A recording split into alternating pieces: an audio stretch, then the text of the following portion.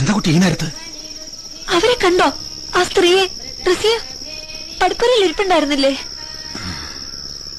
ഈശ്വര നിശ്ചയങ്ങള് മനുഷ്യർക്ക് മറികടക്കാനാവില്ലല്ലോ കുട്ടി. പോയി അവര്. ഈ വിധി ദൈവം നിശ്ചയിച്ചതാണോ മണിമാമ? തീരുമാനിക്കാൻ ഈശ്വരൻ എന്നെ ഏൽപ്പിച്ചിരിക്കല്ലേ?